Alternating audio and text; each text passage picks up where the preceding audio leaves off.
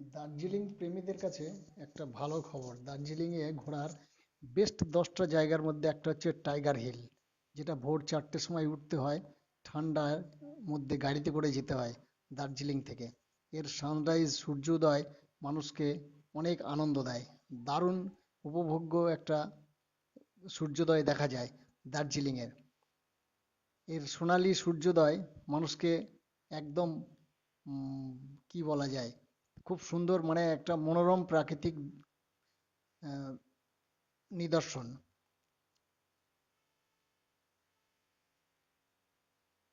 তারপরে আসছে আপনার দার্জিলিংয়ের বাতাসিয়া লুপ।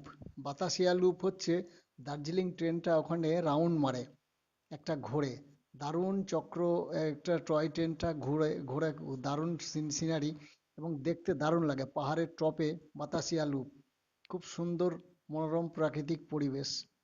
তারপরে আসবে টি গার্ডেন। টি গার্ডেন দার্জিলিংয়ের র যে রেমিটি টি গার্ডেন আছে, আরও অনেক টি গার্ডেন আছে। দারুণ একটা প্রাকৃতিক পরিবেশ, একটা স্বচ্ছ নির্মল হাওয়া, দেখতে আপনার খুব সুন্দর লাগবে। এত সুন্দর যে আপনি 1 ঘন্টা সময় কিভাবে কেটে যাবে আপনি বুঝতেই পারবেন না।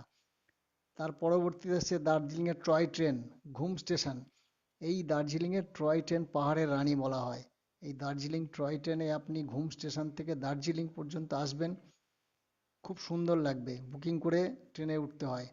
আপনি এত সুন্দর টাইম কাটবে, এবং আপনি যে ট্রেনে চাপবেন, কুঝিকঝিক আস্তে আস্তে যাওয়া, আপনার মন কাড়বেই।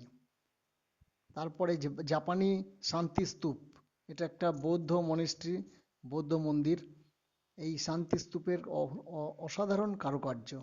আপনার 1 ঘন্টা সময় লাগবেই, এবং ওখানে একটা গেলে দারুণ পরিবেশ, দারুণ একটা প্রাকৃতিক দৃশ্য আপনি চোখে পড়বে। তার পরবর্তীতে হচ্ছে রক গার্ডেন। রক গার্ডেন, ঝর্ণা, ওয়াটারফলস এবং গঙ্গামায়া পার্ক।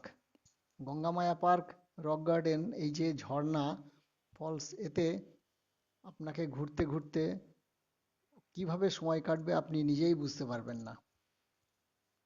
ঘুম মনাস্ট্রি।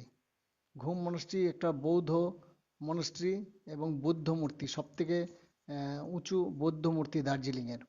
দারুণ জায়গা, ঘুরতে ভালো লাগবে, একটা বৌদ্ধদের ধর্মীয় স্থান, ধর্মীয় স্থল। এটা এক কথায় অসাধারণ এর কারুকার্য। তারপরে সিঙ্গালীলা ন্যাশনাল পার্ক, প্রকৃতির এক অনন্য নিদর্শন। এখানে আপনি নানান প্রজাতির বিভিন্ন রকম রক পান্ডার এবং চিতাবাঘ, অনেক কিছু প্রাকৃতিক বন্য জীবজন্তু, অনেক কিছু দেখতে পাবেন, যেখানটায় আপনাকে গেলে সময় কিভাবে কাটবে আপনি নিজেই বুঝতে পারবেন না।